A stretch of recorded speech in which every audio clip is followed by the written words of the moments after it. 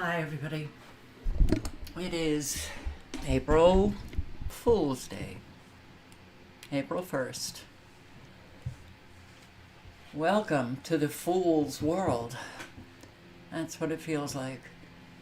Linty London, Alicia DeMoss, Analog Synth Player, and Aaron Matson, and Andrew Cruz, and Rage Against the Machine, and D Manufacturer, Christy Hazelwood. Hello. Sherry Hughes. Thank you. Oracle 11, The Hypocrites Matrix, Denise Martinez, Laura Flarson, Emery Clay, Gershom Brandt, hello. Hello, hello. Killer Drums, Barb in Ohio, Donna Davidson, Carol, hello.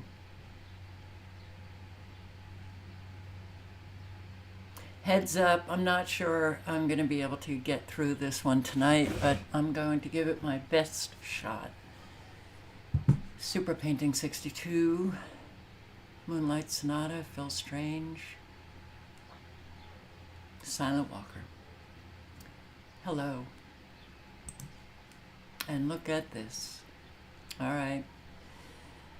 Oh, Central Texas, North Central Texas, Dallas, Fort Worth area into Oklahoma. Be careful. You got these, the supercell activation with frequencies attacking it, helping it, weaponizing it. Here in Oklahoma as well. So, well, say it again. Weather used as a weapon. These supercells, these red blobs, portend weather destruction, tornadic activity, hail, flooding, high winds, thunderstorms, power outages. Also up here in Missouri and Illinois, West Virginia. Wow. All right. Stay safe, everybody, especially for you guys at night here in these states tonight. Just be very aware of what is taking place in your neck of the woods. So we have 50 million Americans at risk of severe weather as April begins, unleashing severe thunderstorms that could spawn tornadoes. Areas across the Midwest to the Mid-Atlantic could see flooding rain. Oh boy. Well, I think we're going to see a lot of headlines like this during the spring and into summer. And I'm just going to play a few minutes of Jason A's video that he posted a day ago, which I find very interesting. Just the very beginning. Tonight's Fact or Fiction is brought to you by America's Finest Carpet. In tonight's Fact or Fiction, we're looking into a story that seems hard to believe. It claims the horror movie Late Night with the Devil made $666,666 at the box office yesterday. And that is apparently true. According to Variety, the independent film finished 6th at the box office over the weekend, earning a total of $2.8 million, and that includes $666,666 yesterday. 666 is, of course, the symbol of the devil in modern popular culture. Fortunately, if you're looking to ward off evil spirits, the #1 movie over the weekend was Ghostbusters. Ha ha ha ha. Interesting, huh? How much money they made on that movie. Perhaps they made up the figure. Dozens of villages flooded in Russia.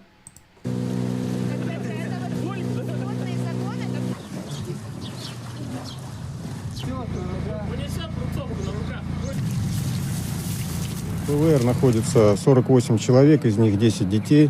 Им были предоставлены предметы первой необходимости, то есть полностью жизнеобеспечение организовано. Доступ в село Ракиты организована доставка продуктов, организована водная переправа.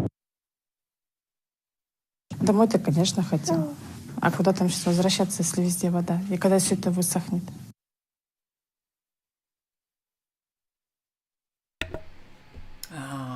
And Russia, U.S. and China, the number one weather terrorists.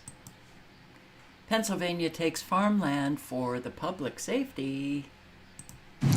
So somebody was asking me the other day what I think about the situation in Pennsylvania of eminent domain across a lot of farmlands in Central County, which is kind of a home to some of the old Amish farms. It's not the biggest Amish farm community. Lancaster County is probably the largest in Pennsylvania, and as we all know, the Amish community has come under attack with the lawsuits against Amos Miller. But this is a little bit of a different case, and it's one that kind of hits home to me because I think that we're going to face it at some point, even on our own farm. And as much as I don't like it, I don't know what you can do about it. But and with eminent domain, basically the government can take land from a private citizen as long as it benefits the community. And so what they're saying in Pennsylvania is that by building a bypass highway to the state college, they'll increase safety after having several wrecks. And so this highway is supposed to increase safety and therefore is in the public's best interest. And so they're moving forward with this highway. There's nothing anybody can do about it. They're going to take the land and they're going to put a highway on it. Now, anytime you put a highway in, obviously it separates farms. In some cases, it can completely disrupt a farm. And they generally will pay what they consider a fair price for the land. This is where the bigger question comes in. It's not just the land when it comes to farmers that they're taking. They're taking away their livelihood, they're taking away their business, they're taking away years of cultivation to make the land the way that they want it to be. We, for example, we've had our property since 2014. We're still working on getting the land and the infrastructure the way we want it. And you don't really get a return on your investment on that part of your property. I mean, when we have appraisals come out, or appraisers, during COVID when things were at 0%, you bet we refinanced. But they don't care about what kind of fencing you have in place, what kind of water system you have in place. They don't care about any of that because it doesn't really add much value to the bank if they were to take your property and to sell it. So there's not, and because of that, when they take land in eminent domain, they're not valuing any of that stuff, any of the infrastructure, any of the grievances of family farms that have had the farms in their family for generations. These are all things that I feel like should be considered in the process of eminent domain. So this is a big question. I know that in the state of Pennsylvania, there have been some politicians who have put forth a bill to further compensate farmers for taking their land through eminent domain. And it's something that I think everybody needs to start thinking about, especially if you live in the Southeast. I don't know if you guys have noticed, but over the past several years, you've seen catastrophes in the West, and catastrophes as far as wildfires, other things that would essentially cause people to not be able to farm anymore. Droughts, they're taking away water rights. It's almost as if if you live in the West, if you're trying to farm or ranch in the West, life has been fairly difficult. You've been thrown a lot of things. Well, in the East, what we've seen is a massive development. And, it doesn't take much to create a shift. It's funny because I feel like the Southeast has some of the most arable land in our country, but we've just overdeveloped it. And now you're seeing big corporations continue to come in and more housing developments. I mean, Disney World is building a neighborhood just 25 minutes from us. A lot of it doesn't make sense. Now, I've seen some maps, and probably some of you guys have too, of what the ideal situation would be under an environmental agenda for the United States. And it seems as though, these occurrences are kind of pushing us in that direction. And for that reason, I do think that situations where you have eminent domain for highways, for other things that come into play, this is something I talked about recently, and it's come up again in our community, and it's going to continue to come up. But townships and cities having the rights to annex properties that are miles away from their center to grow, and you're going to continue to see that because all it takes are corporations moving their businesses to particular areas to change everything, to remove the farms, consolidate where people live. A lot of people can't live without having a job. And so it doesn't have to be something where our elected officials are the ones who are doing this stuff. Corporations can very easily come in and say, hey, we want to put in, there's a 700-acre rock quarry going in near us. And actually, to be honest with you, I'd rather a rock quarry than a big neighborhood. But, and I think, to a certain extent, you have to pick your battles. But this rock quarry is going in, and, well, they need to be annexed into the city. They're 4 miles from the city, but part of the property is within 3 miles or whatever it is, so they can annex the whole property. Well, it starts to expand the center of the township, and eventually, those of us who are out in the country who don't want to be a part of a town, who moved to the country to be away from that stuff, are going to face the possibility of getting annexed, And voila, yes, absolutely. Farmers, not corporate, individual farmers are getting ruined at a very rapid pace in our country. So, everything is moving along smoothly, and I'm going to post a link to this United Nations directive, which I don't think is a United Nations document. And if it is, I will certainly come back and say I was wrong, but it doesn't read as if it is in terms of grammar and such, but the content does read as if it is. This is Directive 001, the start of the New World Order in our calendar year of July 4, 2025. And the reason why I'm posting this again is because last night, the link that I had blurred out, I think, the last 2 pages. But if you read orders to all personnel of former federal, state, county, and local governmental entities, you will see that this is exactly where we are headed at a rapid pace. So on July 5th, 2025, you will commence to repaint all ships, aircraft, vehicles, military, and civilian to the blue colors of the United Nations. I'm just going to read maybe 1 or 2 sentences in each paragraph.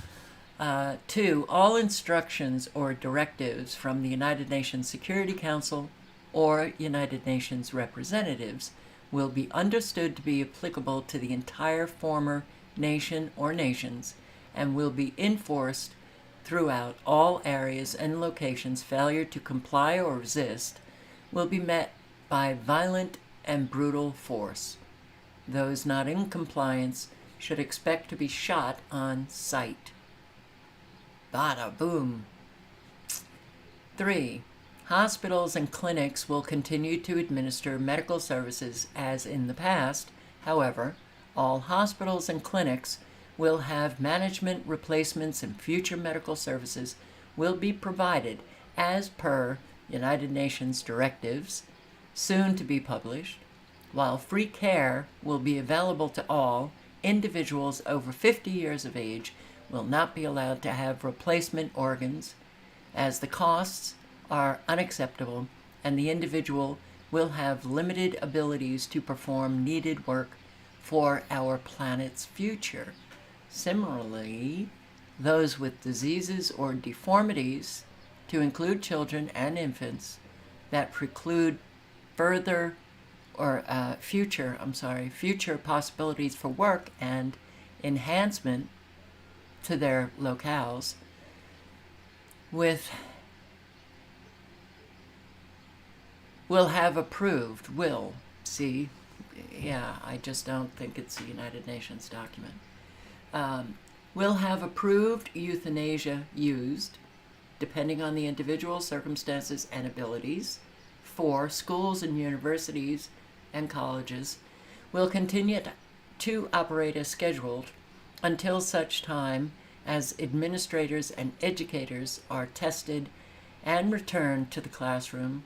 That is, in accordance with the United Nations educational directives. Teachers and educators not meeting United Nations standards or following United Nations directives will be replaced, and new jobs will be found for the willing. Those unwilling to cooperate will soon be on the streets seeking other vocations. 5. Farmers who grow food products and corporations which process foods and wholesale them will continue to operate as normal and until given further instructions. However, all farming and corporation equipment will be painted blue, and numbering or lettering will be changed in the same manner as that listed in order number 1. 6. Police organizations of all types and kinds, which include federal, state, county, and local police, are now under the control and authority of the United Nations, while formal written changes will be promulgated to each and every police entity very soon. You are now an approved United Nations police force and will take all future directions from your local United Nations representatives. We expect resistance in many forms to our orders. Therefore, you are now authorized and have shoot to kill authorization to anyone opposing you or our directives, and that includes your fellow police officers.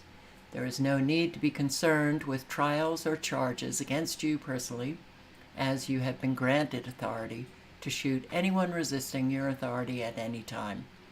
All trials are on hold indefinitely, and murderers, rapists, child molesters, arsonists, drug dealers, and prostitutes will be shot on sight, or until such time as a more controllable situation can be established.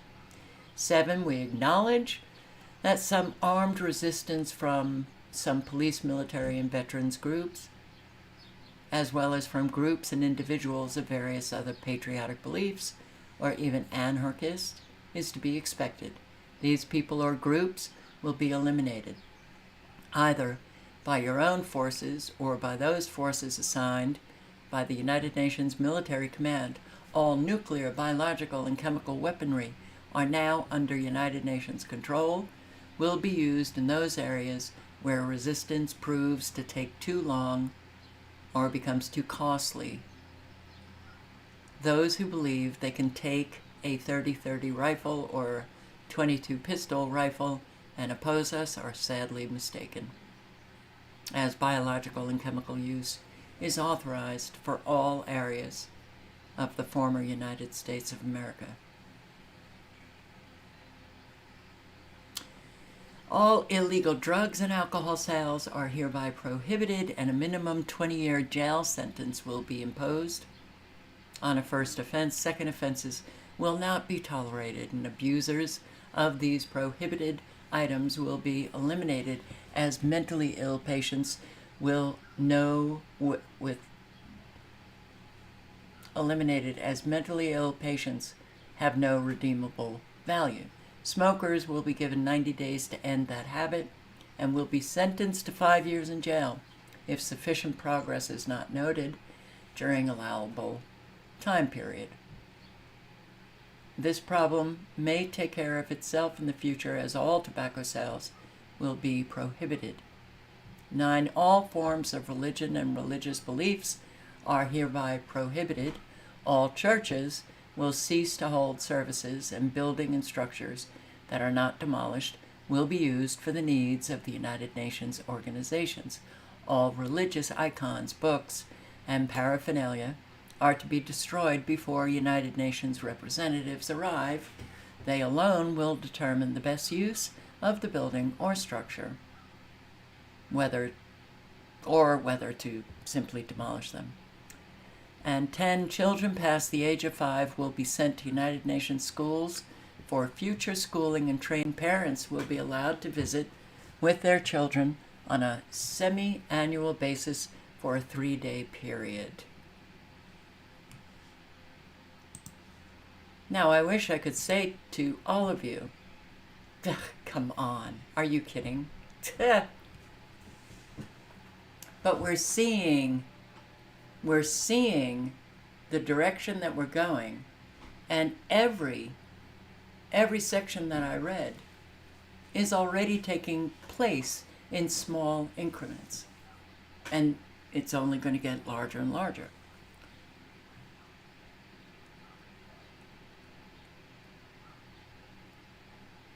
It sounds crazy. It's not. I mean, it is. It sure is. But what is this cat doing? What is... I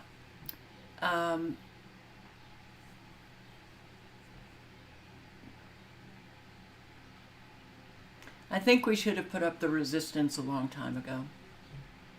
Now, too far into this New World Order, that unless people actually come together and unite,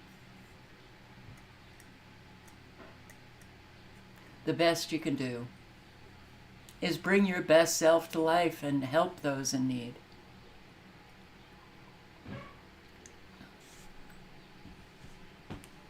And you're going, as we get more tyrannical, you're going to see a whole lot of people who you may have thought might not have complied. They will comply.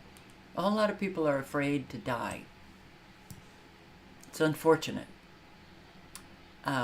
because if they had principles that they actually lived instead of spoke, if they had that hill that they were going to die on, then you'd see an awful lot of people with a strength to not comply. But they will. A whole lot will. So,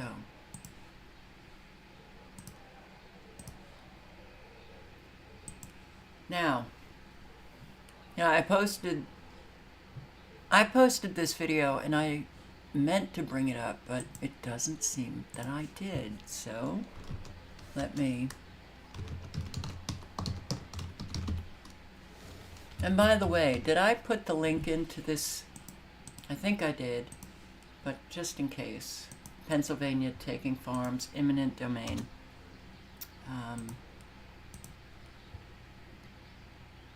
So, where this nurse in Canada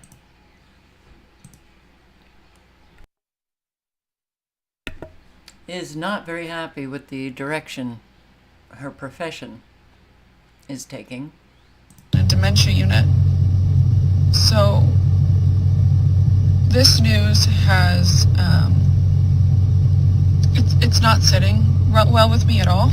And I'm not exactly sure how something like this actually happens. The vulnerable in our world are supposed to be taken care of. And now the government is making it so that isn't even a thing anymore. We're going back in fucking time instead of forward. And I'm just baffled by this. This new continuing care regulation is supposed to take effect on April 1st. We are moving to 0 hours of care. So that means in a continuing care home, someone can be left for a week sitting in their own fecal matter. And that's just okay now, because it is now not the nurse's job to actually care for their patient. How can you go to school and become a nurse and not give a shit about the people you're taking care of? There's already so many terrible nurses in the medical industry that try to get away with doing the bare minimum so that they keep their job. And now the government is telling them, you don't even have to do the bare minimum to keep your fucking job? It is now lawfully backed that you do what? The fuck is the point of a care home and a continuing care facility if they're not going to have assistance?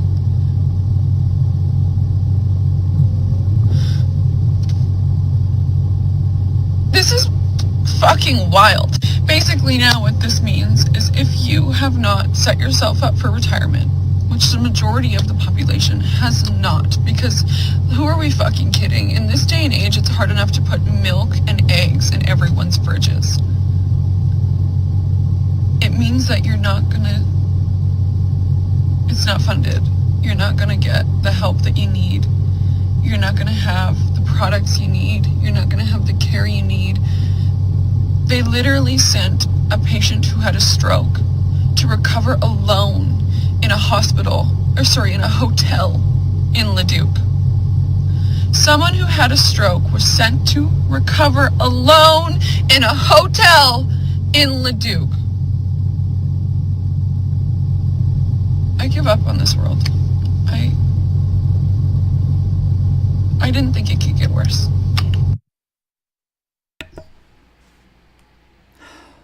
I remember early on, even when I was still in Great Barrington, posting videos about how it was important to do that work on our emotional strength, our mental strength, our spiritual strength, because I foresaw an evil coming at us like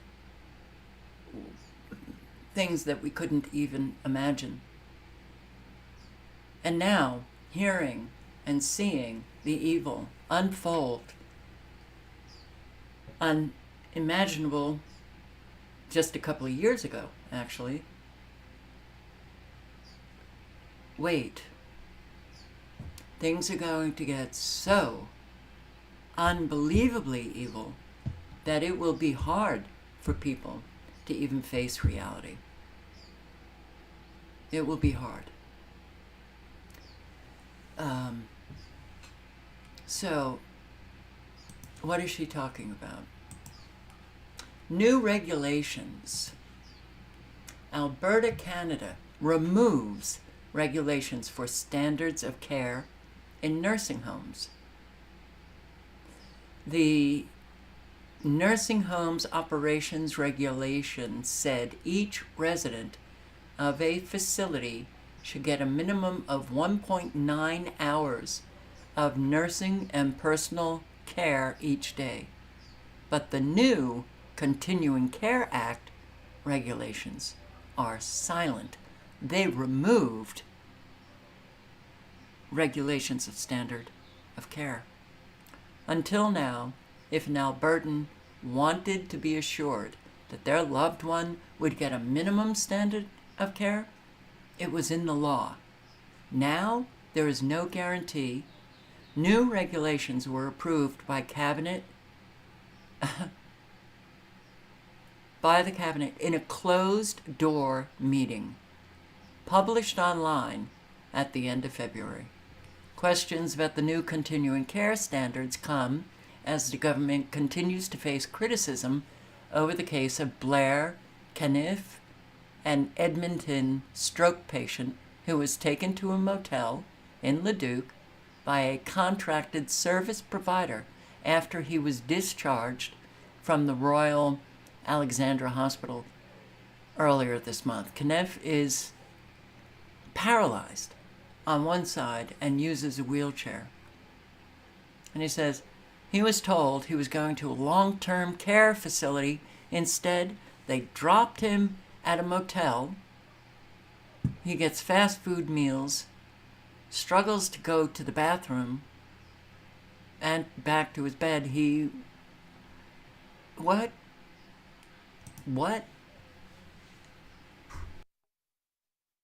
Blair Caniff was stuck in an Edmonton hospital hoping to get into a care home.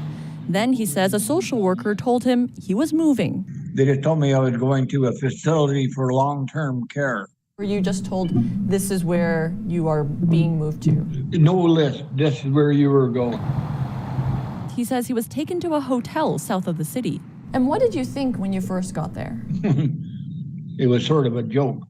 Recovering from a stroke, Caniff uses a wheelchair and is paralyzed on his left side. He called his wife for help. I asked him, is it all fixed up for wheelchair users? And he said, no, it's just like, I said, it's just like a motel. Has this travel lodge been turned into a long-term care facility? A hotel employee told CBC News no, it was a hotel with rooms that anyone can book, and that an organization had rented up to 10 rooms for several days. Caniff says a healthcare worker checked on him a few times a day, but he was otherwise on his own. I needed proper care, being cleaned up and fed right. We were fed fast food. If something happens to his good arm, then he would become totally helpless. Caniff says Contentment Social Services was the agency running the program at the hotel. CBC News texted, called, and emailed the listed nonprofit multiple times, but no one responded. I've never heard of that happening in Alberta. This researcher who studies aging is shocked by the move. She says for patients with complex needs, a hotel stay could be dangerous. He could develop a bed sore. He could fall out of that wheelchair and break a hip, break an arm. Alberta is dealing with a growing aging population, and hospitals are overcrowded, a problem acknowledged by the Premier this week. There's a percentage of patients with more complex needs who remain in hospitals much longer than necessary. No one from Alberta Health Services would speak on camera. In a statement, a spokesperson says different discharge options are considered for patients, and AHS works to connect patients with community nonprofits following discharge. Caniff says he was sent back to hospital Monday with no explanation, 1 week after he arrived at the hotel. He's unclear what will happen next. It was a terrible situation. Julie, do we know of other cases like this in Alberta?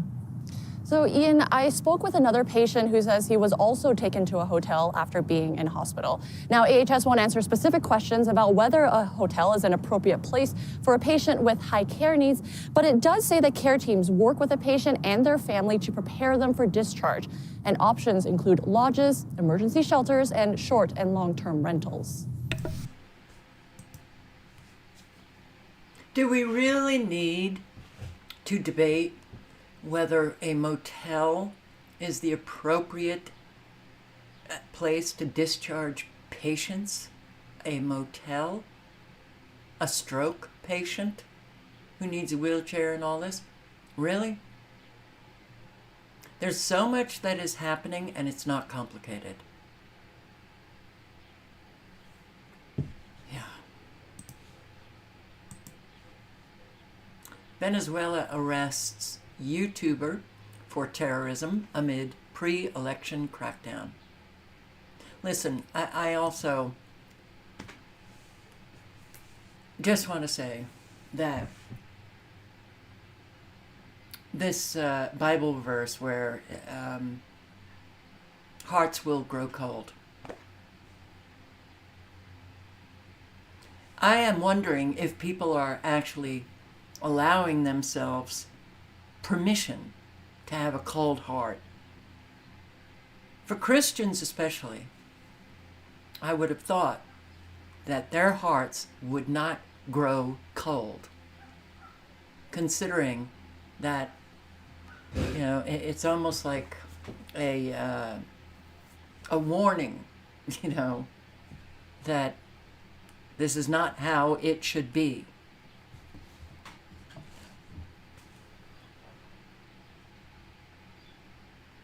And a whole lot of, I see, underneath that video that I posted, I saw so many hearts will grow cold. As if there's really no care there. You don't have to let your heart grow cold.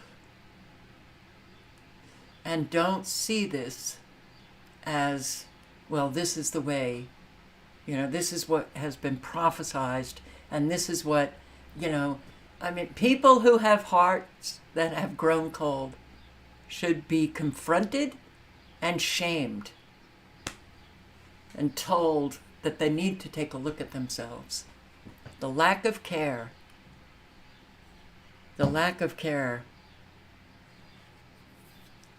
is really, it's just destroying us and destroying a lot of people.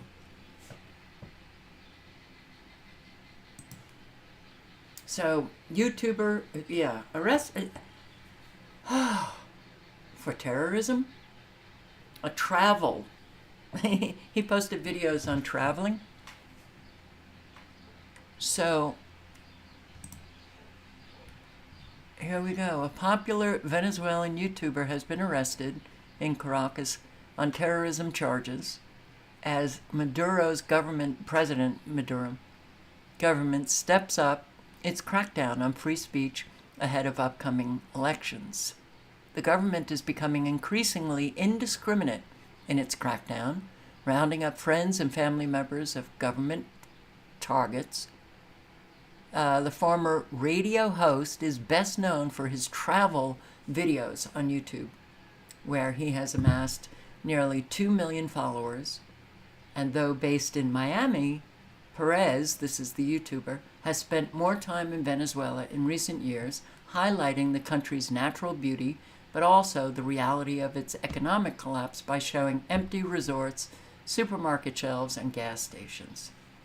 Arrest him. The world is turning so tyrannical that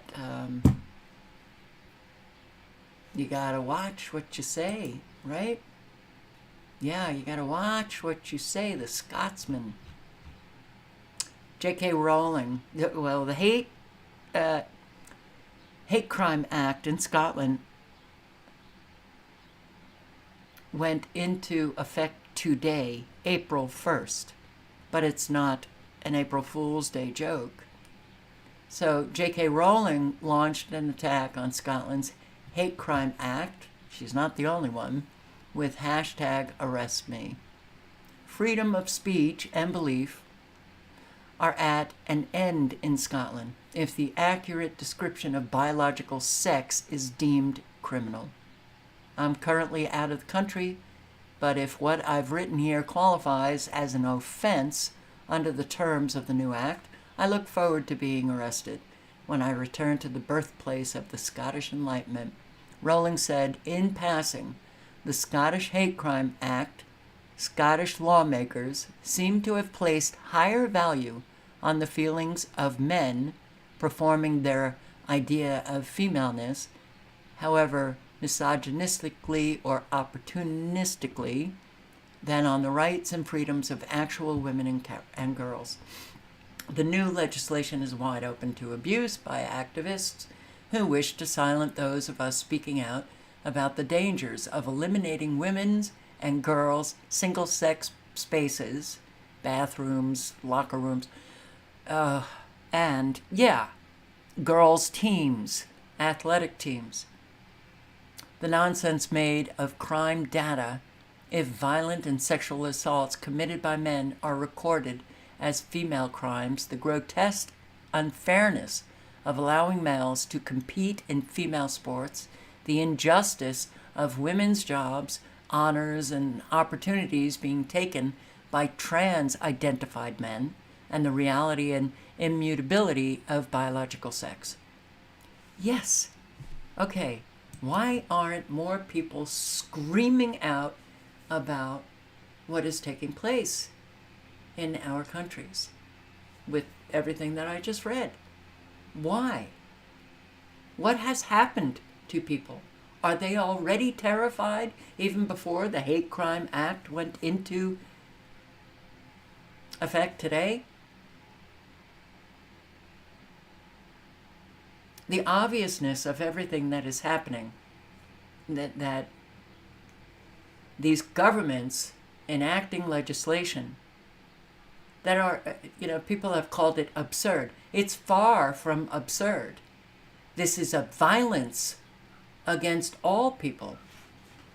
It's a violence against all people. It's a criminal act to state your opinion. All right, I want to thank my subscriber for sending this along, and as well this woman who speaks out about this Hate Crime Act and does it quite beautifully. Well, the Scottish Government has hammered down the final nail in the coffin of freedom of expression. Today marks the Scottish Nationalists' Hate Crime Act coming into full effect, with 411 centres being set up across the region, whereby individuals can go and report their fellow citizens for allegedly stirring up hatred against a given social group. This law was actually passed back in March of 2021, when the very little Miss Nicola Sturgeon was still in power. But the current First Minister, Humza Yousaf, was then the Justice Secretary and very much behind this legislation. Indeed, the legislation builds on existing UK law, namely the Public Order Act 1986. Now, although I'm not a fan of the Act, owing to its vagueness, at least it recognised one sensible principle, that the law ought to protect private conversations inside people's own homes. But Humza Yousaf's censorship law does away even with that. Indeed, back in 2020, before the law passed, he explicitly said, "Are we comfortable giving a defence to somebody whose behaviour is threatening or abusive, or which is intentionally stirring up hatred? Are we saying that that's justified because it's in the home?" So, under Humza Yousaf's tyrannical rule, not only are the freedoms of the public forum being eroded, but the freedom to say what you like within the four walls of your own home. But this law defines hate crime as any crime which is understood by the victim or any other person as being motivated, wholly or partly, by malice or ill will towards a social group. In other words, impartiality is discarded, evidence is discarded. All that matters is the perception of the complainant. Already we're seeing the looming consequences of this legislation. Just today, Siobhan Brown, the SNP's Community Safety Minister, suggested that J.K. Rowling's so-called misgendering of trans-identifying individuals could be liable to prosecution. But Humza Yousaf really ought to be careful not to throw stones in the glass house of Holyrood. The words were malice or ill will towards a social group. So can I remind you of what he said in 2020? Lord Justice Clark, white. Every High Court judge, white. The Lord Advocate, white. The Solicitor General, white. The Chief Constable, white. Every Deputy Chief Constable, white. Every Assistant Chief Constable, white. The Head of the Law Society, white. The Head of the Faculty of Advocates, white. Every Prison Governor, white. And not just Justice. The Chief Medical Officer, white. The Chief Nursing Officer, white. The Chief Veterinary Officer, white. The Chief Social Work Advisor, white. Almost every trade union in this country headed by people who are white. In the Scottish Government, every Director General is white. every chair of every public body is white.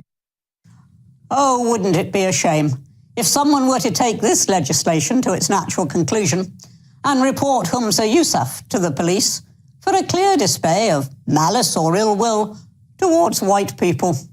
That Scotland's ethnic makeup is actually 95% white seems completely lost on this Scottish dictator.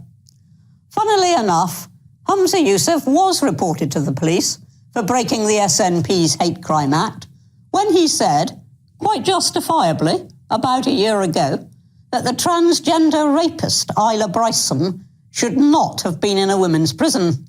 And he said, Isla Bryson is a rapist who's completely at it. I don't think they're a genuine trans woman. I think they're trying to play the system. But how interesting that he insisted on referring to Isla Bryson as they. But it just goes to show that regulating speech is not only undesirable, but it's also practically impossible. Police Scotland have promised to investigate every single complaint. But with nearly 7,000 complaints between 21 and 22, it's clearly untenable. Well, perhaps this pledge has something to do with Police Scotland have implemented a new trial to simply not investigate certain types of crime, with an estimated 24,000 offences a year no longer being allocated to frontline officers. Well, if you're confused by any of this from Police Scotland, don't worry. They've issued a profoundly helpful explainer about hate crimes last year involving the hate monster. He'll make you want to have a go at somebody. A neighbour, somebody on the street, on a night out, security guy on the door, somebody in the chippy, your taxi driver. He'll make you want to vent your anger, just because folk look or act different for you. The hate monster wants you to feel what you need to show you're better than them. Then, before you know it, you've committed a hate crime. Well, make of that what you will. And do let me know as well at mailmog@gbnews.com. Whose behaviour is 95% white. It's a white country. And he's up there, even before he became First Minister. May I say he was a DEI selected First Minister?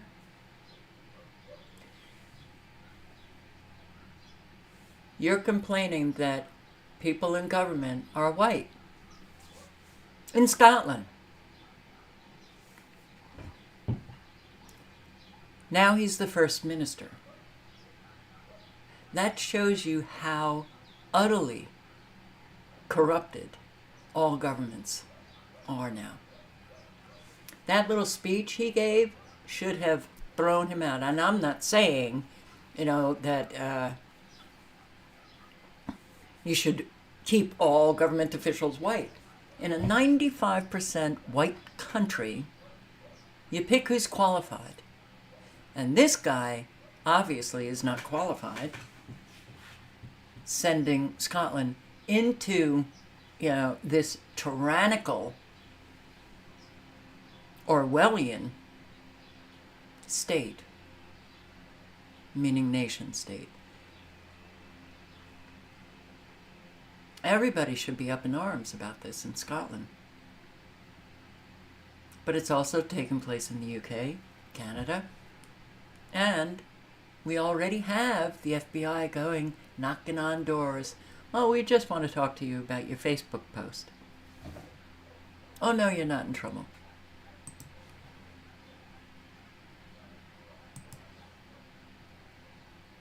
Oh, here, it's more divisive and polarizing. New Scottish hate crime law faces criticism. Of course it faces criticism. The world should be outraged. Even in your own home. Private conversation. Anybody overhears you? You're out at a restaurant, you're talking to whomever you're eating with? Oh, that offends me. And it's my perception that will get you criminally investigated. We'll get your phone taken away, your computers taken away, so they can go through all of your social media to see more hate crime, opinions. Now, Scotland's new controversial hate law, which has come into force today, is being called out by critics who claim it could stifle free speech and be weaponised to settle scores. First Minister Humza Yousaf's new measures aim to tackle the harm caused by hatred and prejudice, but senior police in Scotland say it could undermine public trust in them. Those who support the new laws insist they will make Scotland a more tolerant place. Tolerance. Yeah, right.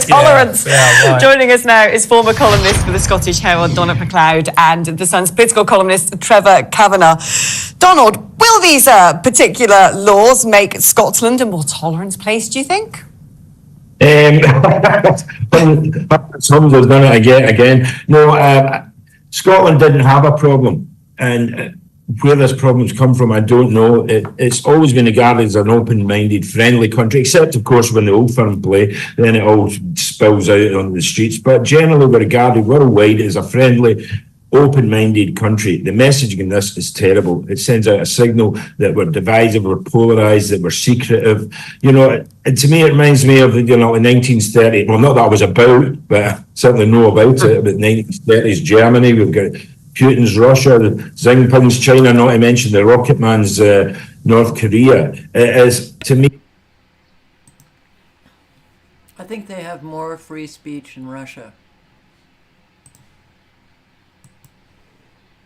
And yeah, I'm going to play out some of this. Look, we have our own insanity.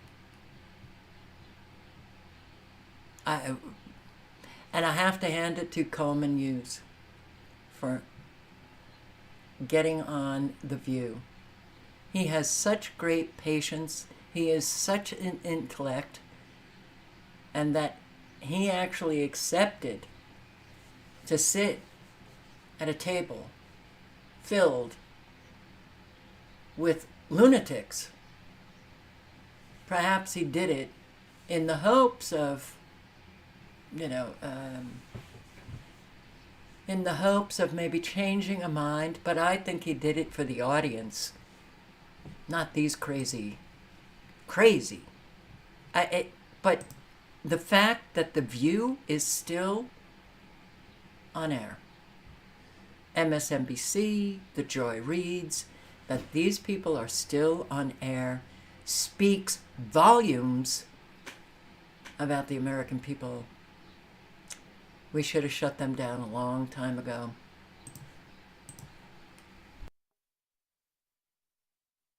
What he was doing. And that is the establishment we want to change in this country, so they realize how to separate us is by constantly talking about identity politics and race and race and race and race, and that's all. Even though racism has gone down, they want to make you think it's the biggest thing in the world. And this guy wrote a book debunking that, and he went on The View. And here we go. First question that I should... My first question is that a whoopee mullet? I think that's what that... Should we call that a whoopee mullet? I think we can. I just want to coin that. I certainly hope viewers don't start hashtagging that everywhere. That would be terrible. The whoopee mullet hashtag. Okay, here we go. Ask you to do is explain to folks what you mean.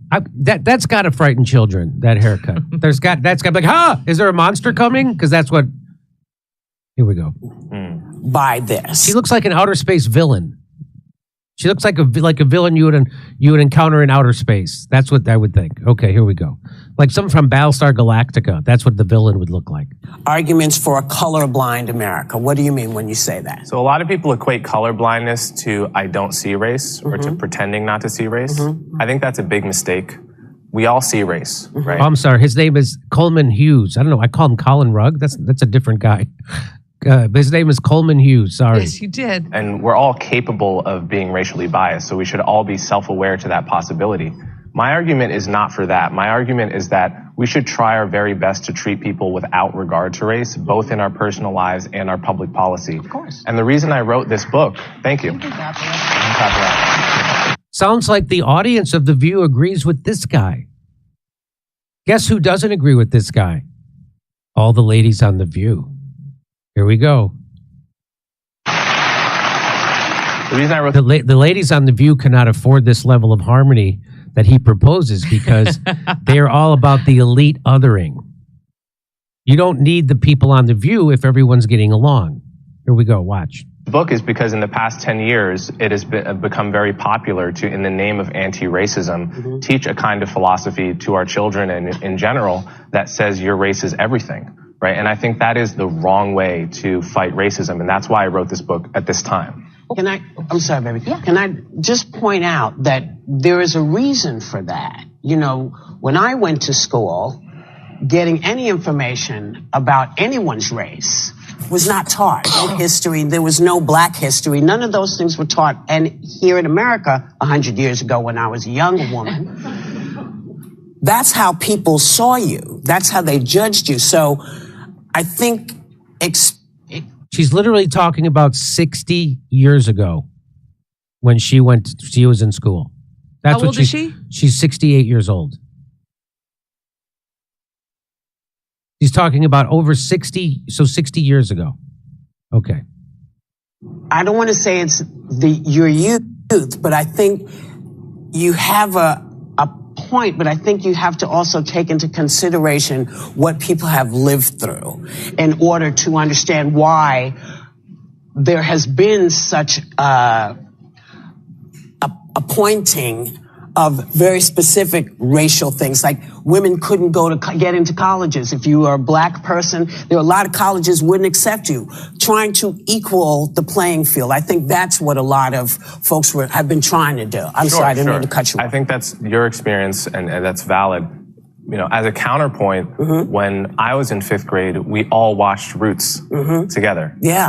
In public school. Yeah. So these are different experiences. I think it's also different generations. It's different parts of the country, right? We have very different cultures all living together in one country. So I'm not going to deny that. But I view this notion of a colorblind society similar to the idea of a peaceful society, which is to say it's an ideal, it's a North Star. And the point is not that we're ever going to get there. We're not going to touch it, but we have to know when we're going forward and when we're going backwards. And we're going backwards when we're doing woke kindergarten in San Francisco, you know, with you didn't hear about this story? No, but wait. Oh my God. That's not what they wanted to hear. This is not what they want to hear. But isn't this the message of Dr. Martin Luther King Jr.? Not to judge me by the color of my skin, but the content of my character? So they get to that. They push back on that. You're not going to believe this. Watch this. So watch this. I think it's part of the book. You believe that public policies that address socioeconomic differences would be better at benefiting disadvantaged groups, and that race-based policies often hurt the very people they're trying to help. So this is what we've been saying at this show, that this is about class. This isn't about. So instead of, when Cornel West comes on and he stresses the trans brothers and sisters and LGBTQ and white supremacy, that doesn't get you anywhere. You know what does? If everybody comes together and advocates for Medicare for all, and everybody has health care that doesn't bankrupt us, that helps everybody. That helps LGBTQ, trans, black, white, everybody. So that's what. Do you think that Christian Smalls led with all that stuff when he organized? He led on class lines. You organize along class lines. That's what scares the establishment. That's what works, because that's what works. If you want to keep doing identity politics, that's there to keep us divided. If you want to make everybody identify with their race and their ethnicity and their skin color and their sexuality, that's there to divide us. That comes from the top down. And the people who still do that don't realize that. Their heart might be in the right place. It's not productive. And you have to come at this from class lines. That's the only thing that works. And it's the only thing that scares them. Okay. What are some examples of policies that would be better at reducing racial disparities? So my overall argument is that class, socioeconomics is a better proxy for disadvantage. We all want to help the disadvantaged, and the question is, how do we identify them, right? The default right now in a lot of areas of policy is to use Black and Hispanic identity as a proxy for disadvantage. And my argument is that you actually get a better picture of who needs help by looking at socioeconomics and income. That picks out people in a more accurate way. Right. So. Again, it sounds like their audience agrees with this guy. Yeah. Stop separating people and identifying people by their color of their skin, and let's start addressing problems on a socioeconomic level and a class level, because that helps everybody. If everybody gets a living wage, that helps all people. So that's been my whole point all along. We got to be able to come together to get stuff that we all agree on first. And he's right about this. Let's watch. And not my question, but when you say that socioeconomics picks out people in a better way than race, when you do look at the socioeconomics, you see the huge disparity between white households and Black households. You see the huge disparity between white households and Hispanic households. So your argument, and I've read your book twice because I wanted to give it a chance. I don't agree. Your argument that race has... I'm going to challenge the veracity of her reading that book twice. And she's also descended from slave owners, just in case you know. No place in that equation is really fundamentally flawed, in my opinion. Well, there's two separate questions. One is whether each racial group is socioeconomically the same. That I agree with you. They're not. Yeah, they're not, and the stats show that. But of course, I agree with that fully. The question is, how do you address that in the way that actually targets poverty the best? Great. And what Martin Luther King wrote in his book, Why We Can't Wait, is he called it, we need a Bill of Rights for the disadvantaged. And he said, yes, we should address racial inequality. Yes, we should address the legacy of slavery. But the way to do that is on the basis of class. And that will disproportionately target Blacks and Hispanics because they're disproportionately poor, but it will be doing so in a way that also helps the white poor, in a way that addresses poverty as the thing to be addressed. That part is true. So when we had on that woman talked about the professional managerial class, she made the point that the greatest group of poor people in America are white. And so what he just said is if you go after socioeconomic conditions, it actually ends up helping Black and brown people. That's what you want to do, right? But it also helps poor white people. True, but as you are a student of Dr. King, I'm not only a student of Dr. King, I know his daughter, Bernice. Oh, so you better watch it. I know. So that is a logical fallacy. She is now, I have more credibility than you because I know his daughter. Okay, can I that's just an tell appeal you to authority. Something that I'm noticing with the women on The View, that if you're talking to them and they go, Yeah. yes, they are totally going to push back the next moment. They're not there to concede or agree with you. They're just waiting for their moment to get right in and correct you. So here we go. Right? So I'm going to get to my question. Go ahead, go right ahead. I think the premise is fundamentally flawed. You claim that color blindness was the goal of the civil rights movement, based upon Dr. King's I Have a Dream speech, content of character versus the color of skin. Bernice, Dr. King's daughter, points out that 4 years after giving that speech, actually, Dr. King also said this: a society that has done something special against the Negro for hundreds of years must now do something special for Negroes. He also said in 1968, it was about less than a week before he was assassinated, this country never stops to realize that they owe a people kept in slavery for 244 years. So rather than class, he did write about that earlier on. Right before his death, he made the argument for racial equality and racial reparations. And so your argument for color blindness, I think, is something that the right has co-opted. And so many in the Black community, if I'm being honest with you, because I want to be, believe that you are being used as a pawn by the right and that you're a charlatan of sorts. He's not a Republican. So how do you... He's never voted for a Republican. You've said that you're a conservative. So she just called him a charlatan. And she's going to backtrack on that going forward. She's going to pretend like those weren't her words. But that's her. This is her talking. Okay. No, No, you did. You actually said that in the podcast that you did 2 weeks ago. I said I was a conservative. Yes, you did. So, but my question to you is, how do you respond to those critics? Okay, let him answer. First thing I think it's very important. The quote that you just pointed out about doing something special for the Negro. That's from the book Why We Can't Wait that I just mentioned. Yes. A couple paragraphs later, he lays out exactly what that something special was. Yes. And it was the Bill of Rights for the Disadvantaged, a broad class-based policy. But he also says you must include race. No, he didn't. He says it's Yes, he does. Okay, well, everyone should go read the book Why We Can't Wait. Let's not get sidetracked by that. Yeah. I don't think I've been co-opted by any. Okay, so who are you going to believe?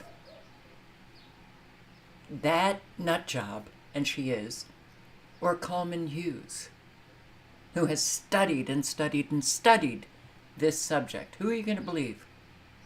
In the quoting of Martin Luther King Jr. I'm going with Coleman. But it is remarkable, you know, that if you say something that doesn't jive with the View women, they attack. Personal attacks. Many in the black community call you a charlatan. Coleman Hughes? A charlatan? And I have listened to so many of his videos on so many different topics. This man is so, yeah. I mean, I would love to have his brain, a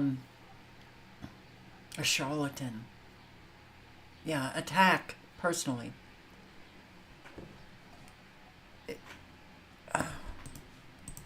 Anyone. I've only voted twice, both for Democrats. Although I'm an independent, I would vote for a Republican, probably a non-Trump Republican if they were compelling. I don't think there's any evidence I've been co-opted by anyone, and I think that's an ad hominem tactic people use to not address really the important conversations we're having here. And I think it's better, and it would be better for everyone if we stuck to the topics rather than make it about me with no evidence that I've been co-opted. I want to give you the opportunity to respond to the. I appreciate it. No. That's not what you did. You called him a charlatan. That's exactly what you did. But he, with such grace and such calm, shut her up.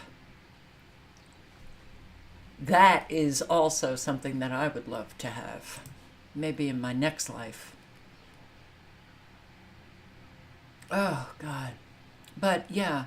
When Jimmy Dore says, you know, and maybe they have, you know, their hearts in the right place, you know, in terms of what they... No, they don't. They're pushing an agenda.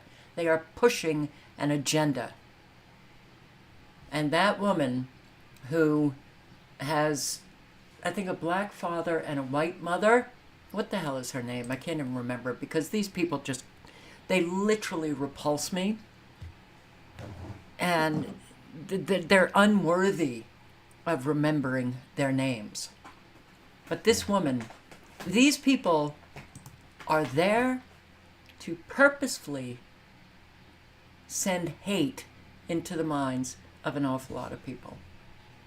They're there to create the divide and conquer. And it amazes me that they still have an audience. Like, I would be so embarrassed to be sitting in the audience there. And as I said, you know, like, it is a reflection of the American people that we have not been able to shut up the liars. You know, that we've not been able to get these people off the air. You know, go and, you know, make some placards, whoopee, and then you can just walk the streets with your placards, you know, with your... Just imagine. And she's paid. Ooh.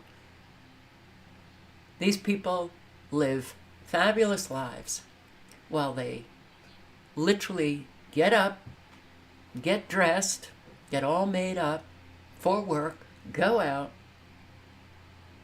and they have in their minds, how much hate can I stir up today? This is just I'm going to post the link because he goes on the entire, interview with Coleman Hughes. I do have a lot of respect for Coleman Hughes, and I even have a lot of respect that he actually, agreed to come on that show. But hands down, he really shows how stupid and even purposefully stupid are these women on The View. And Biden's $25 million fundraiser disrupted by pro-Palestinian protesters. Okay, good. Otherwise, he wouldn't remember it, right? You know that. Boy, they raised $25 million from people who could launder their donations through this dried-out dog chew of a man. And everybody knows what they're sinking their investment into. A modern-day president is just a well-paid slave. He doesn't do what he wants. Joe Biden does as he's told. The only working people at this event are the ones serving the hors d'oeuvres, and you know it. Here, Max Blumenthal tweets out, Genocide Joe is coming to New York City for a $250 to $500,000 a head fundraiser with Barack Obama and Bill Clinton. Wow. Is the shutdown movement going to show up for Gaza? Oh, yes, they are. Oh, And Jimmy, by the do way, you see everybody? Look, see, there it is. Joe Biden, Barack Obama, Bill Clinton, and Stephen Colbert. With special guests, you can't see it. But at the bottom, Queen Latifah, Lizzo, Leah Michelle. I don't know who that is. Lizzo, not Lizzio. Did I say Lizzio? Yeah. There used to be a nightclub near my house when I was a kid called Lizzio's. We would go to Lizzio's. Lizzo, I'm sorry. Who's Cynthia Erivo? I don't know. The only two people I know are Lizzo and Queen Latifah. Boy, out there dancing for the genocider. Guess what? I think they did. Breaking: Palestinian youth, descendants of Holocaust survivors, doctors, and climate activists disrupt the biggest fundraiser in history of the Democratic Party at New York City's iconic Radio City Music Hall, calling out the President of the United States to stop arming Israel. By the way, I forgot to show you, Stephen Colbert was the host of this, in conversation with. How about someone put in coitus with? I like that better. Victories in politics. But I do believe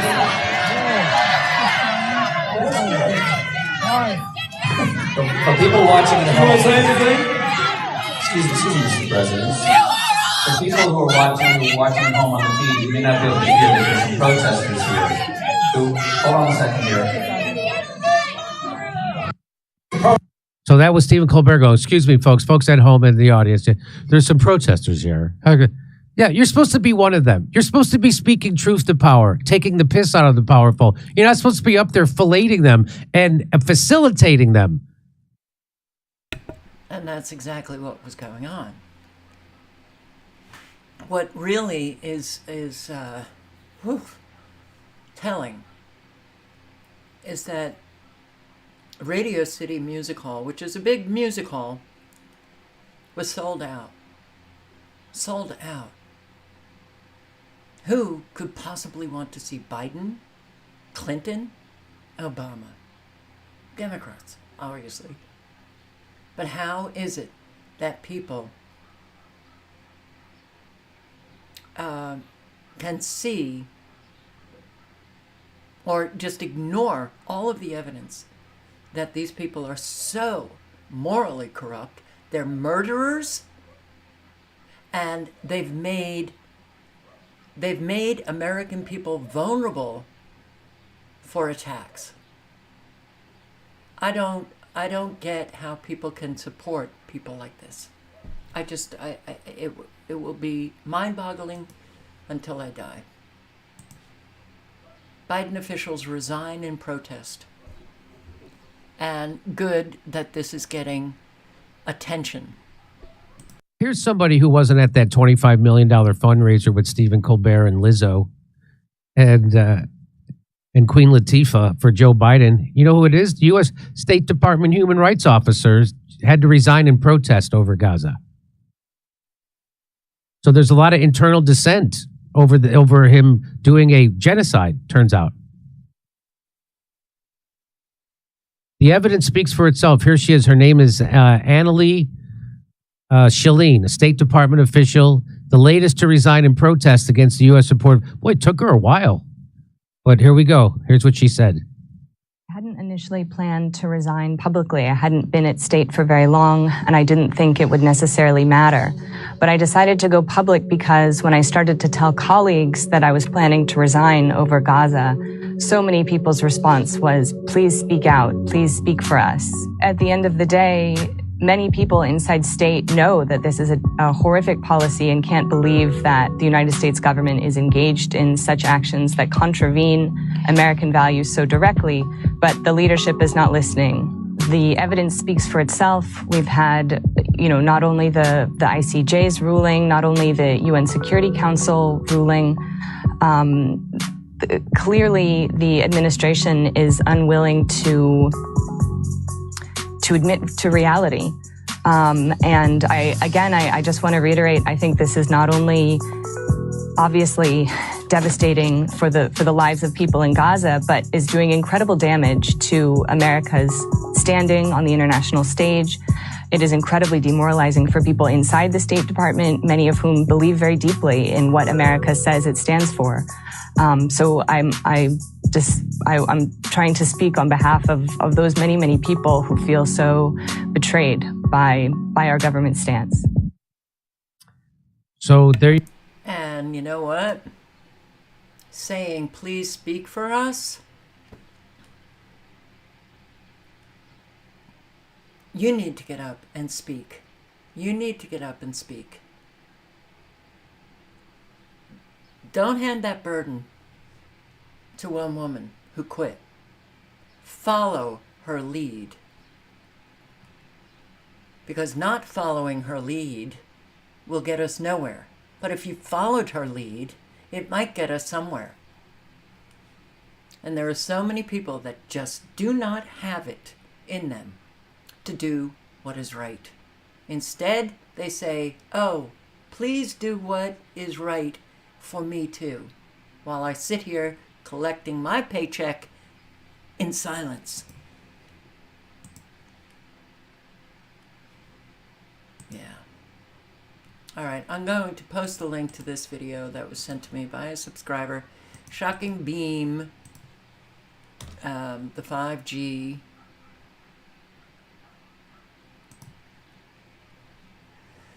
Shocking beam forming demonstration from Telstra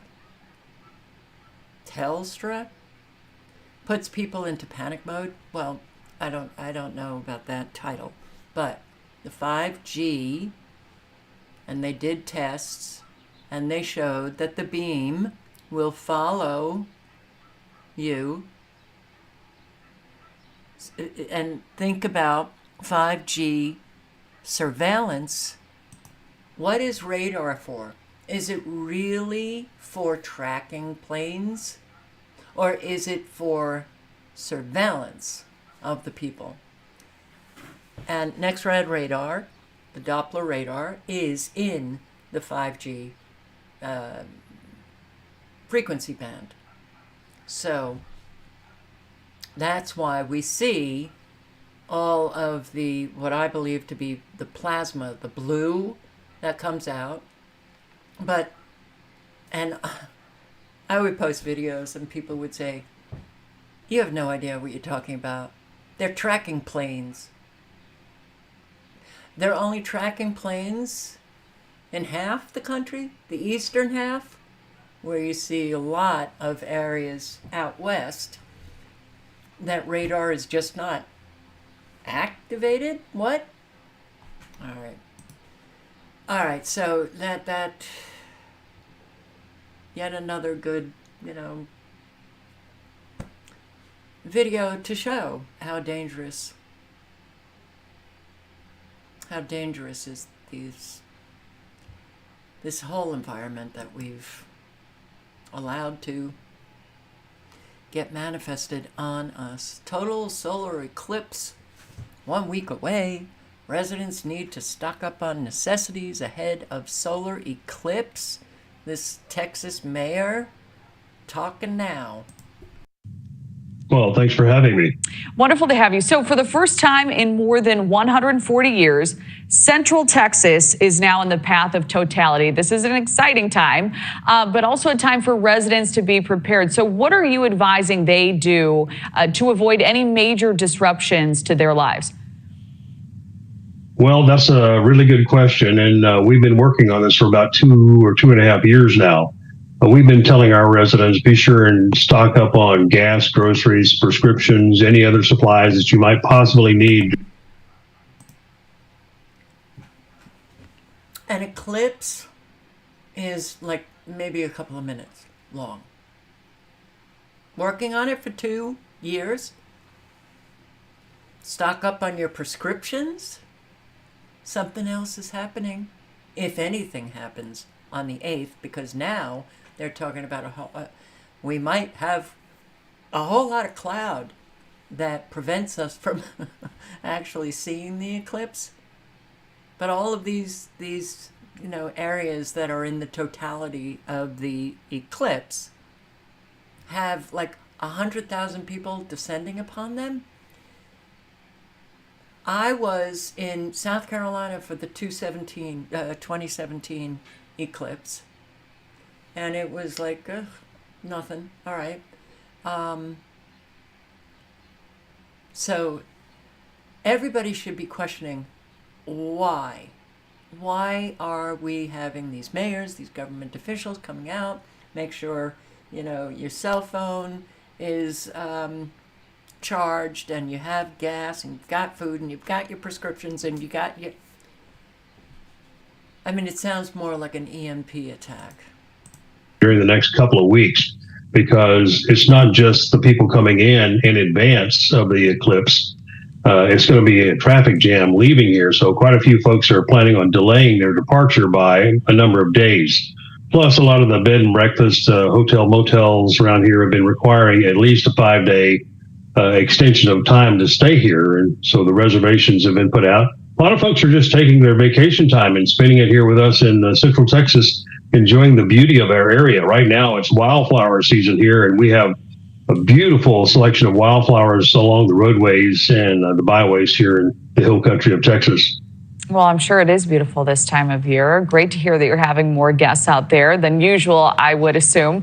For areas, though, in the path of totality, this is some good news for the local economies. We've heard of hotels, restaurants, etc. This is so insane. It is so insane. For a few minutes, so people are congregating in these areas. Oh!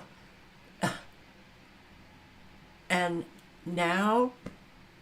I mean, we've had concerts in one, small city with like 50,000 people attending a concert.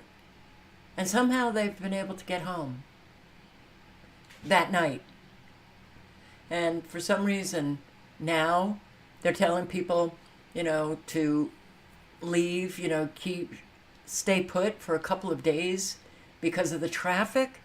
None of this is making any sense. But this is life now. And he also talks about how, well, we're looking at, maybe a lot of cloud coverage. Yeah. Driver arrested after ramming car into gate at FBI Atlanta office. What? Okay. Yeah. Some guy rams his car into FBI headquarters in Atlanta, their gates. I mean, there are no injuries. Agents and bomb techs are checking the vehicle as a precaution, as part of our standard operating procedures.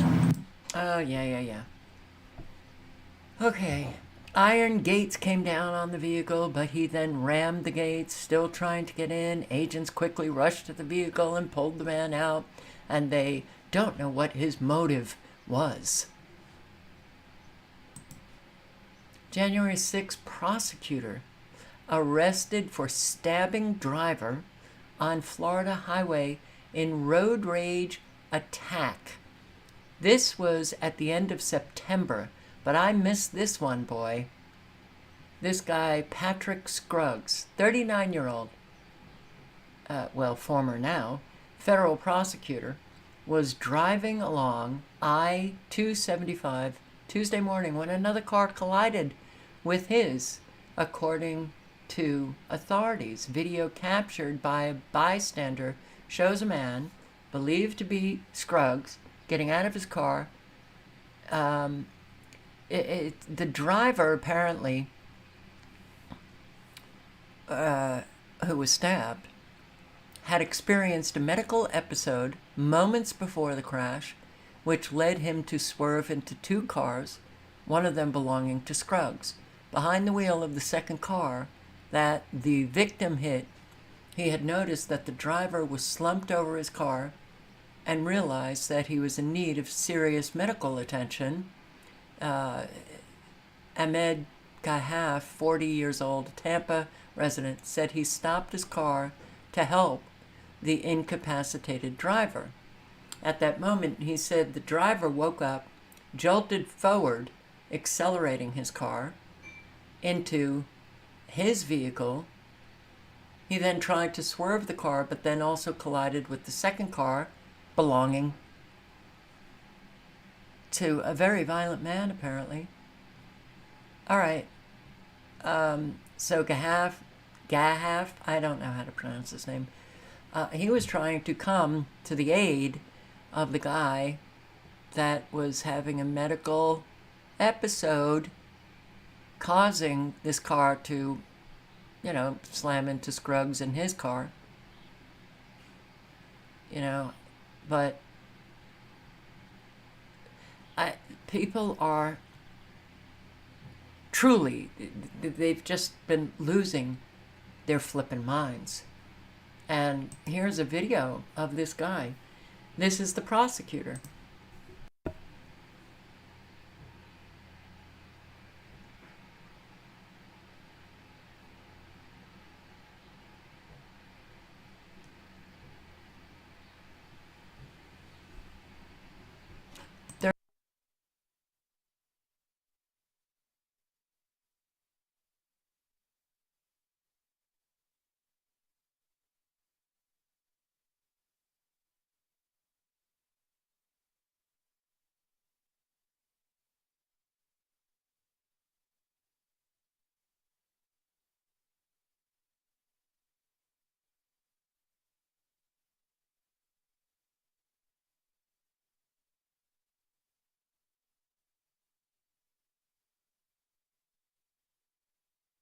The security video we've seen over the past 6 months.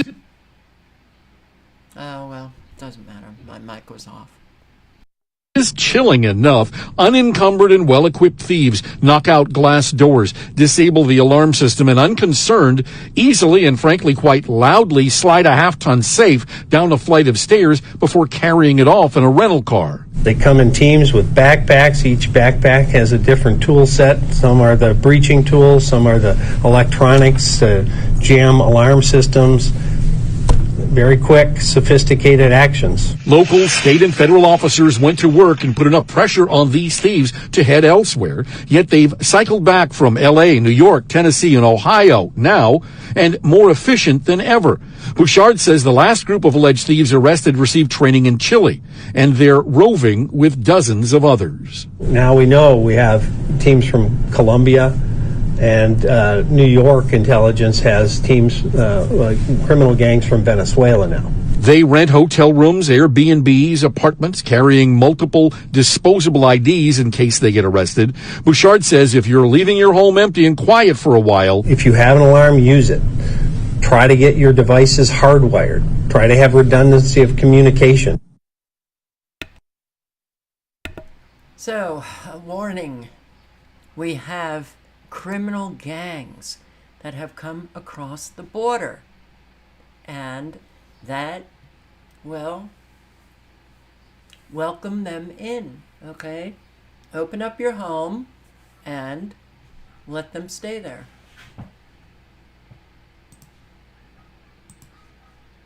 Over the weekend, Irish tenants were evicted from this house so that migrants could be homed instead.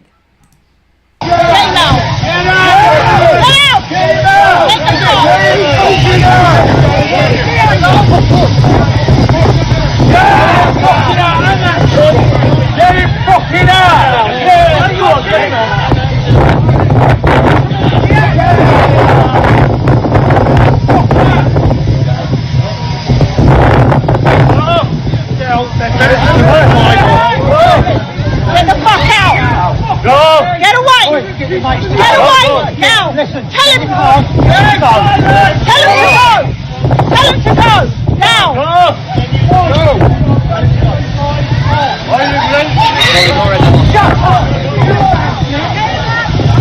You stole people's houses.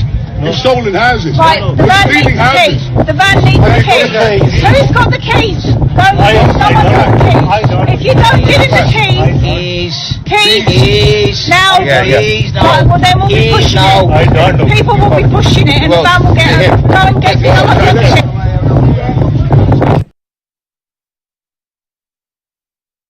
Nice to see some people taking response. The only thing that you missed when I forgot to put my mic back on was I've tried to understand people throughout my life, myself included.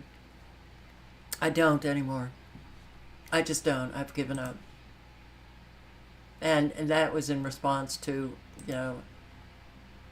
what the hell? How does somebody get so angry that he comes out with a pocket knife and stabs somebody who had, it was a complete accident, medical issue, comes out, regardless, even if he didn't have a medical issue that caused the accident. It's an accident. You come out,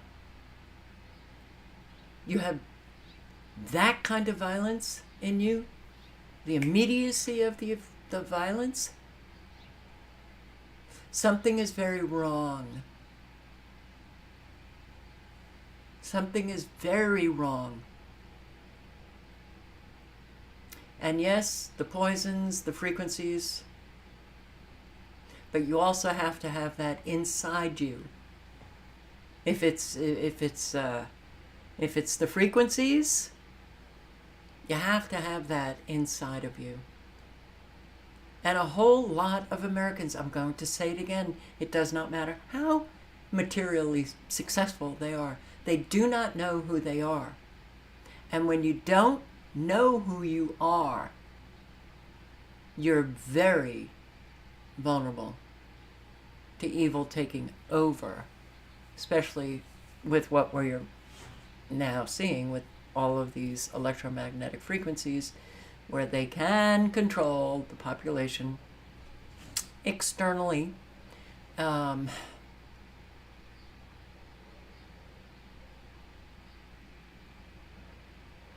And we do,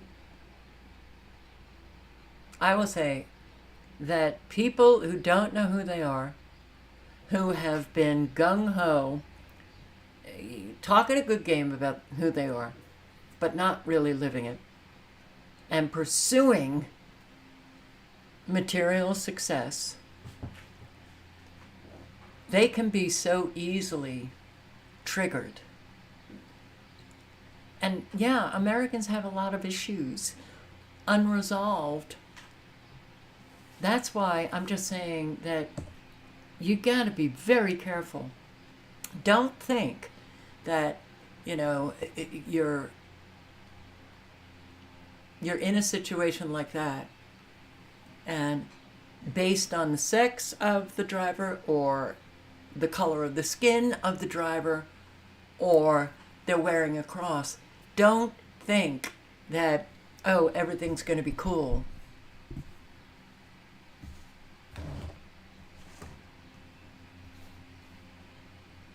The psyche, in general, is a violent psyche.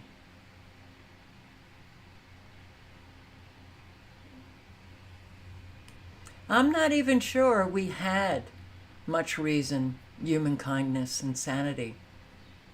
We're being tested. It's a challenge now. A whole lot of my adult life, there was nothing challenging most Americans. Now, things are unraveling, and that's when you're going to show your true character. When you get stressed.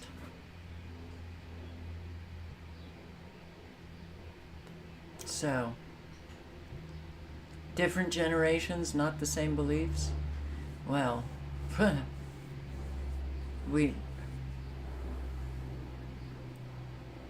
not the same facts.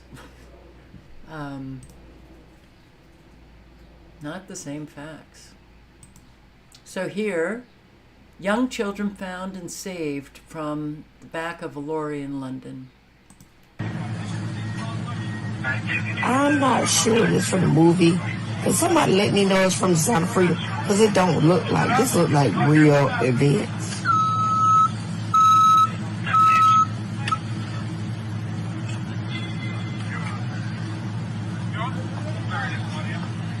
Are those Hispanic children? Oh my goodness. That's a shipping container. No.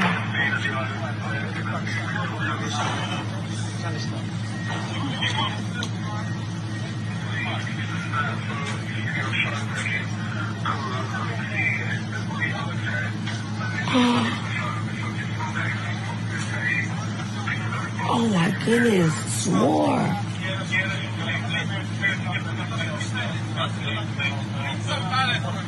Oh my God. That's what we got going. Oh my God. Jesus. All right. Things are heating up in the Middle East. Multiple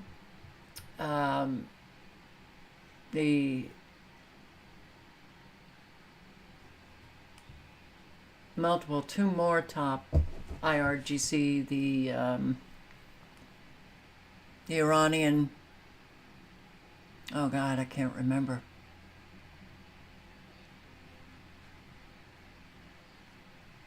All right, and sorry, reported killed in Israeli attack on the Iranian embassy in Syria. Generals.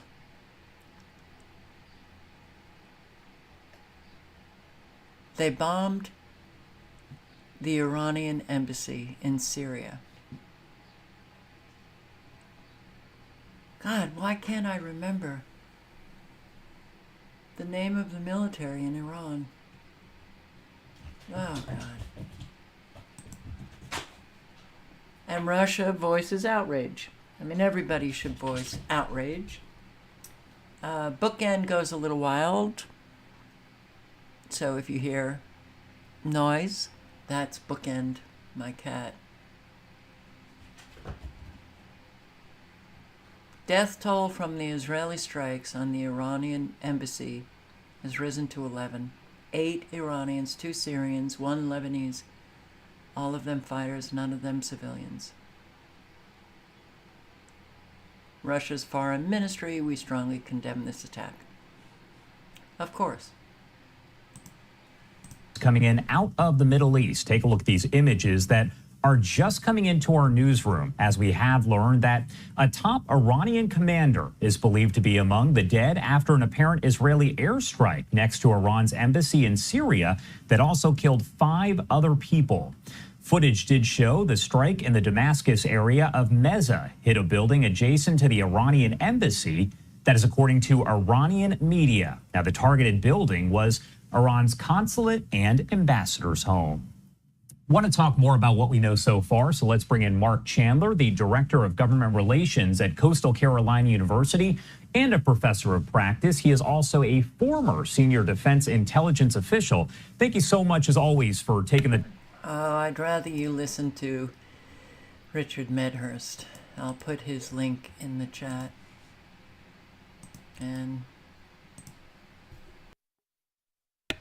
is talking about the bombing of the Iranian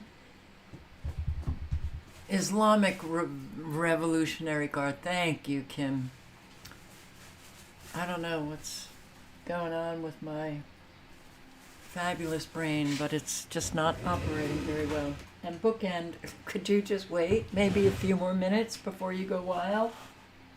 No, he's having fun, so.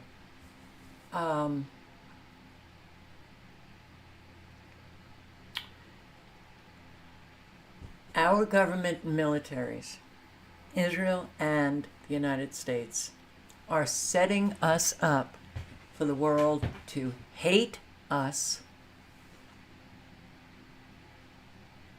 as an awful lot do now, and setting us up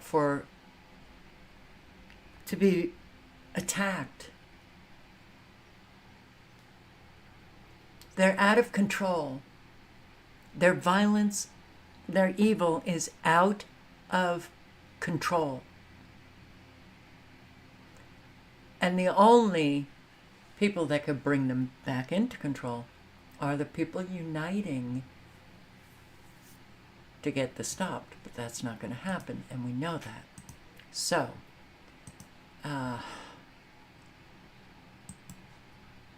drone launched from Iraq slams into Israeli base for first time of war, in a significant first of the Gaza war, marking a very serious escalation.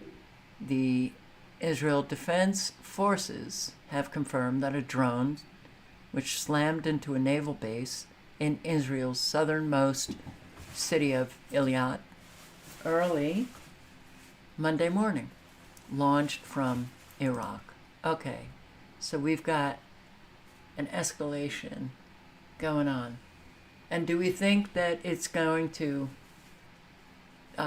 somehow simmer down and then it's all going to stop? No.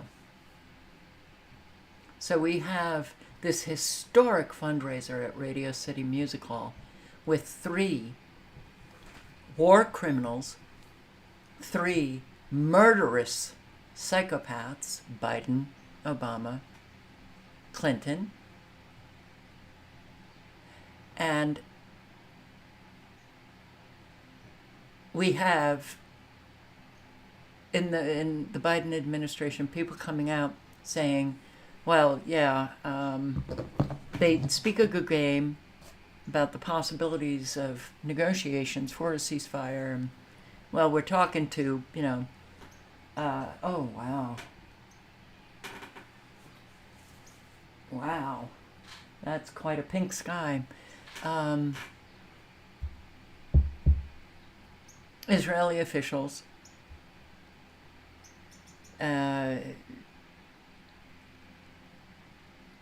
essentially just, asking them to, make sure that they don't kill any more civilians. And then we find out that we're sending more arms. Does anybody care about what people say and then what they do? That those two things really need to match? Does anybody care in this country? I'm sure a number of you do. But we hear bullshit after bullshit after bullshit. And all you have to do is watch what is being done.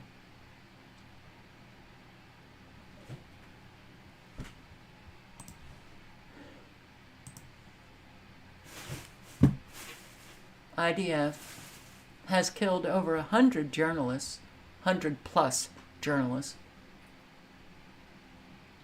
So the IDF is killing any journalist that flies a drone over Gaza.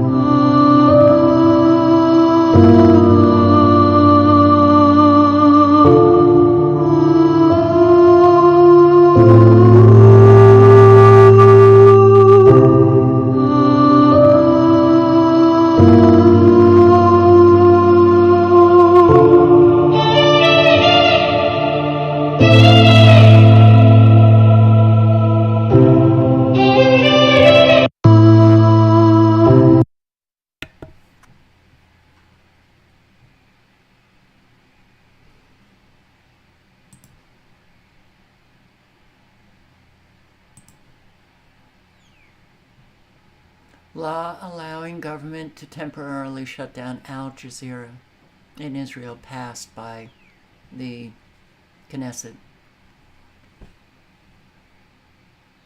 Shut it down. It's national security. National security means same is true in the United States. Anyone telling the truth, shut them down. Oh, don't we have a guy in prison that's been in prison for many, many years? We're trying to get him extradited from the UK to the US because we really want to kill him. A journalist that, released a lot of truth. Oh, what's his name? Assange, I think. Shut it all down. There's no difference between Israel and the United States and the UK. And that's why for years and years I have been claiming that the true axis of evil is the UK, US, Israel.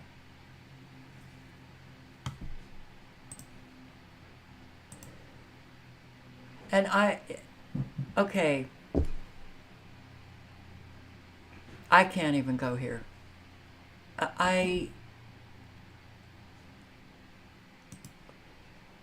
When I've been saying that the evil is now at a level, at a scale that I could never have imagined, it's very hard. I was thinking about all of these IDF soldiers and American soldiers, okay? But we're talking about what's happening in Israel and Gaza. How can these soldiers do what they do? See, when you demoralize a people, you demoralize yourself. You rip apart your own humanity inside you. And your soul becomes just this wasting, decrepit thing inside you. And you can act in ways that is so evil towards the people that you have demoralized. But their soul is still intact. Yours is gone. Gone.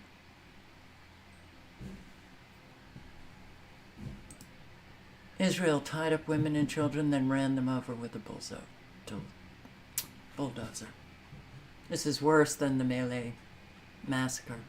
Oh, that was the American soldiers in Vietnam.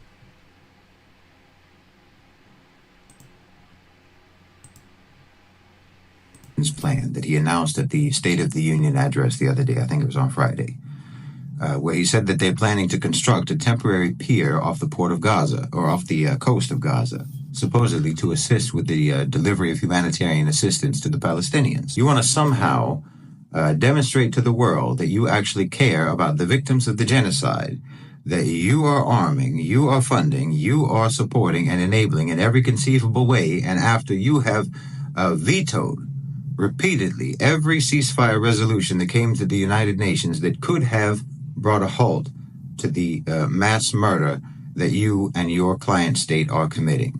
Are you serious? Could you just not think of another way to insult the intelligence of the world? Are you seriously that out of touch that you actually believe that this completely cynical and empty gesture will convince anyone in the world that you have good intentions? Joe Biden's plan that he announced at the State of the Union address. People who are evil never have good intentions. They just don't. They need to be... I don't want to use language that infers a violence.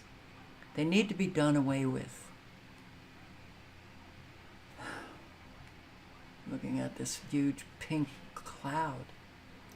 They need to be done away with. This is...